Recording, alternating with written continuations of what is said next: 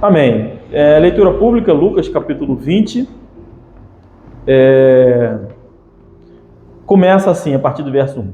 E aconteceu num daqueles dias que, estando ele ensinando o povo no templo e anunciando o evangelho, sobrevieram os principais sacerdotes e os escribas com os anciãos e falaram-lhe, dizendo: Dize-nos, com que autoridade fazes estas coisas? Ou quem é que te deu esta autoridade? E respondendo ele, disse-lhes: Também eu vos farei uma pergunta, dizei-me, pois, o batismo de João era do céu ou dos homens? E eles arrazoavam entre si, dizendo: Se dissermos do céu, ele nos dirá: Então por que não o crestes? E se dissermos dos homens, todo o povo nos apedrejará, pois tem por certo que João era profeta. E responderam que não sabiam de onde era. E Jesus lhes disse: Tampouco vos direi com que autoridade faço isso. Então esse pequeno trechinho aí tem muita coisa, né? Muita coisa para se aprofundar, né? Por exemplo, o fato de que os fariseus, os escribas aqui, né? Os sacerdotes, fariseus não, os principais sacerdotes, os escribas com os anciãos têm maior temor do povo do que de Deus, né? Porque eles poderiam ter respondido o que eles acreditassem, né? Não tinha resposta certa ou errada aqui nesse momento. Jesus talvez os corrigisse, mas eles poderiam ter uma resposta errada. Os apóstolos tiveram respostas erradas em outros momentos. Então, mas eles preferiram mentir, né? Por temor do povo, da reação do povo. Então, é o temor dos homens acima do temor de Deus. E por conta disso, eles não entendem mesmo com qual autoridade Jesus faz essas coisas, né? A autoridade de Jesus é óbvia, né? A autoridade de Jesus é do próprio Deus, que estava escrito na própria Bíblia, né? Ele é o cumprimento da profecia. E até por isso a resposta de Jesus é curiosa, né? Porque ele pergunta, né?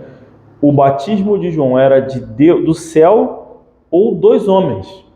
Então, quando eles perguntam a autoridade, ele está trazendo isso em mente, né? Ou é do céu ou dos homens. Ou é uma autoridade terrena ou uma autoridade de Deus. E os homens, então, demonstraram a quem eles temem. Os homens, e não a Deus. Então, se é esse o temor, também não tem por que responder nada. Posso avançar? Amém. Verso 9. É claro que a gente, quando faz a leitura pública, sempre muito breve, tá? Tudo pode ser aprofundado.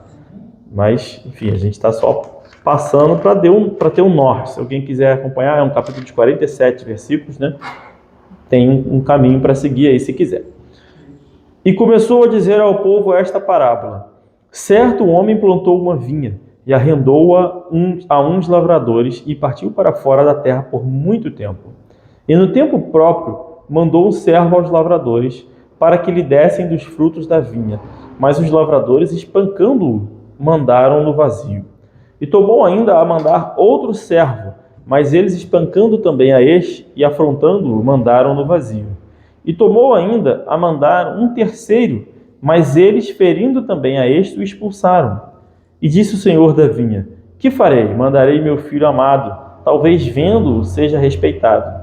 Mas vendo os lavradores, arrazoaram entre si, dizendo: Este é o herdeiro, vinde, matemo-lo, para que a herança seja nossa. E lançando-o fora da vinha, o mataram. Que lhes fará, pois, o senhor da vinha? Irá e destruirá estes lavradores e dará a outros a vinha. E ouvindo eles isto, disseram: Não seja assim. Mas ele, olhando para eles, disse: Que é isto? Pois que está escrito: A pedra que os edificadores reprovaram, essa foi feita cabeça de esquina. Qualquer que cair sobre aquela pedra ficará em pedaços, e aquele sobre quem ela cair será feito em pó. E os principais sacerdotes, os escribas, procuravam lançar mão dele naquela mesma hora, mas temeram o povo, porque entenderam que contra eles dissera essa parábola. Então, mais uma vez, os principais sacerdotes, então eu entendo que isso aqui foi uma continuidade, né, do evento, eles novamente temeram o povo por conta da resposta de Jesus, por conta da parábola que Jesus trouxe, né? O texto diz, né, que, falando rapidamente sobre a parábola aqui, a ideia é que Deus é o Senhor, né, lógico, né, da vinha, e entregou essa terra. O que é a vinha? É o planeta Terra, toda a humanidade, né? Entregou essa terra aos lavradores, que seriam o povo de Deus, nesse caso, conforme eles mesmos entenderam aqui, se tratava dele, do povo de Israel. E ele mandou no tempo próprio aos lavradores, ou seja, ao povo de Israel, um servo. Então todos os profetas, a ideia é essa, todos os profetas que foram, são esses servos de Deus, do Senhor da vinha, que foram lá ver os frutos. E aí, como é que está sendo o fruto? Como é que está indo? E todas as vezes eles foram, então, rejeitados pelo povo, vamos dizer assim, espancado e tal. Então ele manda o seu filho amado. E eles, então, mataram o seu filho. Nesse momento, isso não tinha acontecido. Então, eu acho até curioso como é que eles entenderam o que falava deles, né? Talvez, o texto diz aqui, né? Eles já procuravam matar, né? Lançar mão dele naquela mesma hora. Já estavam querendo cumprir essa parábola aqui. No entanto, ainda não tinha acontecido. Aí, ao invés de aprofundar na parábola, eu vou trazer uma pergunta, né? Se essa é a condição, se os servos foram todos rejeitados pelos povo, que seria o povo de Deus, se o Filho de Deus amado foi morto, qual será a condição dos próximos servos que seriam enviados, que somos nós? A mesma, né? Rejeitado pelo mundo, cada vez mais. Então essa é uma perspectiva saudável de enxergar a nossa vida cristã. É uma vida de luta, seguir a palavra de Deus está cada vez mais difícil em todos os aspectos. Como é difícil educar nossos filhos no caminho do Senhor, por exemplo. Verso 20, quer acrescentar alguma coisa? Eu pensei uma coisa. Jesus Cristo mesmo diz isso, né? Que se me odiar a mim, se me rejeitar a mim, me rejeitarão a vós, né? Se me odiar a mim, se me perseguirão a mim, me perseguirão a vós. Jesus mesmo fala isso exatamente, né? Está cada vez mais difícil, não sei. Acho que os apóstolos são tudo bem. Mas como está difícil, como é difícil, vamos dizer assim. É difícil. E é curioso, né? Eles procuravam lançar mão dele, né? Mas não lançaram. Então é um pouco do que acontece, né? O inimigo, se ele pudesse, ele já lançava a mão, todo mundo matava, todo mundo acabou. Mas ele é restringido por ações espirituais e próprio temor aqui na terra do que pode acontecer. Versículo 20. E observando, mandaram espias que se fingissem justos, para o apanharem em alguma palavra e o entregarem à jurisdição e poder do presidente. Aqui só uma pausa. Como é que alguém se finge justo, né? Eles realmente achavam que fosse enganar Jesus nisso, né? Mas enfim. O povo é fácil enganar, né? Tem as eleições aí para isso. E perguntaram-lhe dizendo: Mestre, nós sabemos que falas e ensinas bem e retamente, e que não consideras a aparência da pessoa, mas ensina com verdade o caminho de Deus. Então aqui está a forma como eles gostariam de se fingir de justo, né? Falando bem de Jesus. E aí, se você aplicar isso hoje em dia, tem muita gente falando bem de Jesus aí, né? Como se fosse cristão, se fingindo de justo. Tá bom, tá respondida a pergunta feita aí. Bom que o texto mesmo responde logo imediato. É-nos lícito dar tributo a César ou não? E entendendo ele a sua astúcia, disse-lhes: Por que me tentais? Mostrai-me uma moeda de quem tem a imagem e a inscrição. E respondendo eles disseram: De César. Disse-lhes então: Dai, pois, a César o que é de César, e a Deus o que é de Deus. E não puderam apanhá-lo em palavra alguma diante do povo, e maravilhados da sua resposta, calaram-se. Aí tem a pergunta que fica aqui, né? Por que razão Jesus considerou que essa era uma pergunta para o tentar, né? Por que razão? Todas as tentações que Jesus sofreu, né, do diabo, elas incluíam a palavra de Deus. Então, em alguma medida, eles queriam trazer, porque a Bíblia, por exemplo, né, diria que o tributo deveria ser ao rei de Israel, por exemplo, né? Depende de 10% também, está escrito isso lá, que ele teria as moças, os trabalhadores e tudo mais relacionado ao rei, quando o povo pediu um rei. E nesse caso eles estavam sobre o governo de outro reinado, né? No caso de César, de Roma, que estava governando sobre eles. E o reino do Senhor estava ainda sendo estabelecido. Então era uma zona cinzenta, né, para você responder isso de fato. Porque vai dizer o quê? Né?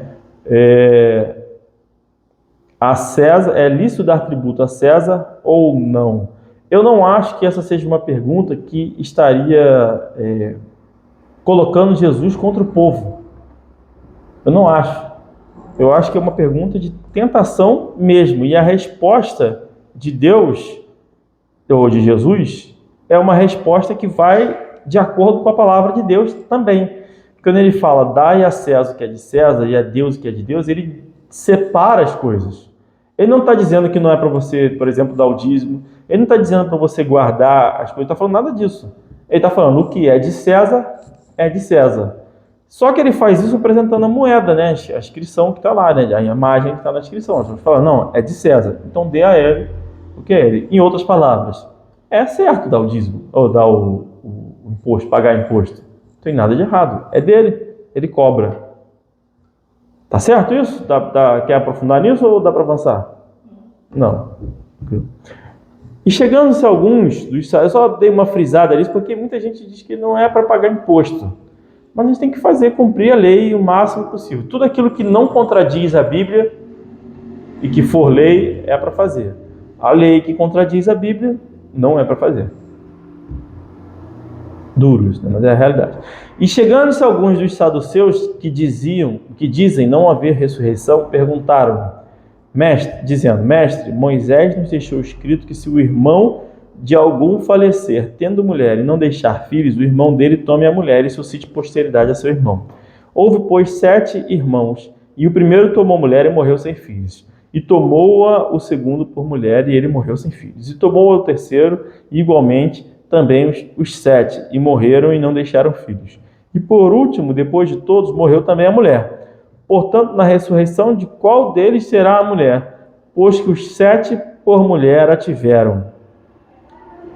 E respondendo, Jesus disse-lhes, os filhos deste mundo casam-se e dão em casamento, mas os que forem havidos por dignos de alcançar o mundo vindouro e a ressurreição dentre os mortos, nem hão de casar, nem ser dados em casamento, porque já não podem mais morrer, pois são iguais aos anjos, e são filhos de Deus, sendo filhos da ressurreição. E que os mortos hão de ressuscitar, também o mostrou Moisés junto à sarça, quando chama ao Senhor Deus de Abraão, e Deus de Isaque, e Deus de Jacó. Ora, Deus não é Deus de mortos, mas de vivos, porque para Ele vivem todos. Então aqui, também é sempre tudo muito rico, né? Mas ele está dizendo aqui, né? Os que forem havidos dignos de alcançar o mundo vindouro e a ressurreição dentre os mortos, nem hão de casar, nem ser dados em casamento. Por quê que não vão casar e nem ser dados em casamento? Porque já não podem mais morrer. Certo?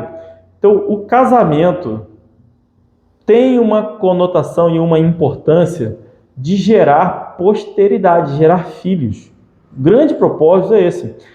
E aqui, voltando à pergunta que foi feita aqui, do casar com o irmão, por que tem isso na lei? Por que o homem, quando morria, a mulher tinha que casar com o irmão do marido?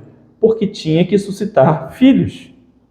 Pensa bem, se você é um homem e você casou com a sua esposa, né, e não teve filhos, vou trazer uma ideia aqui, trazendo uma aplicação para que o pessoal faz hoje, né, de inseminação artificial. Aí você não pode ter filhos. E você quer que a sua esposa tenha filhos. Aí o cara vai lá, procura um doador, por exemplo. Ele não pode procura um doador. Qual seria a melhor hipótese? Que o doador fosse, por exemplo, parente, que tivesse um filho parecido com ele, com o pai dele, tivesse o mesmo genética ali, alguma coisa assim. Por exemplo, não seria uma coisa que seria interessante? Não é melhor isso do que uma pessoa aleatória? Se a gente consegue, por mais que seja esquisito, né? Estou falando uma coisa esquisita no fim das contas, né? Mas se a gente consegue perceber que é natural que o ser humano, o homem, queira que seu filho seja parecido contigo, ele quer ensinar as coisas para ele, quer ter esse vínculo, quanto mais as coisas relacionadas a Deus, né? A mesma coisa. Então, por exemplo, eu não acho que... Vou dar um exemplo. Meu irmão casou-se, tem 3 filhos, que é o caso. Se ele morrer e eu tivesse que assumir a esposa dele, eu não acho que eu precisaria assumir e me relacionar com ela, mas de proteger a descendência dele. Que esse é o... Porque ele já teve filho. Aí, no caso de não ter tido filho, o propósito é só esse. Não é de gerar uma intimidade. Por isso que a resposta de Jesus é essa, né? Eles não vão se casar nem dar em casamento, porque eles têm já a vida eterna. Como é que ele falou aqui? Porque já não podem mais morrer. Então a ideia é essa, de gerar a posteridade. Enfim, está claro mais ou menos onde eu estou querendo chegar aqui? Que são leis que são muito questionadas, né? Que hoje, na realidade nossa, é uma coisa muito esquisita. Primeiro que quase ninguém tem muitos filhos, então dificilmente as pessoas vão ter irmãos, né? Segundo que os que têm vão achar isso super esquisito.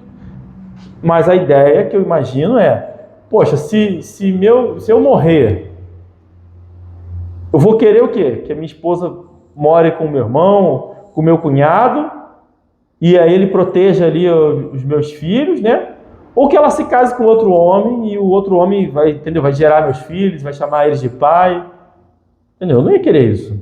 Uma coisa assim racional da minha mente, né? Que eu imagino que seja baseado nisso, né? Porque já não podem mais morrer. A ideia é a descendência. Quer falar alguma coisa sobre isso? Não? Não. 39. E respondendo alguns dos escribas disseram: Mestre, disseste bem. E não ousavam perguntar-lhe mais coisa alguma. E ele lhes disse: Como dizem que o Cristo é filho de Davi?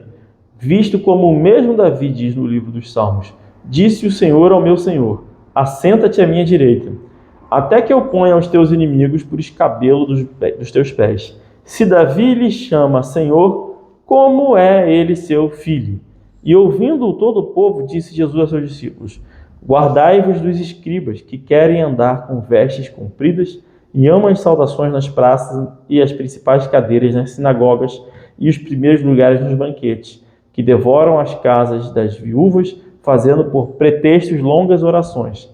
Estes receberão maior condenação. Então esse é mais um texto gigantesco em riqueza, né? Primeiro, maior condenação, ou seja, no inferno tem níveis de condenação.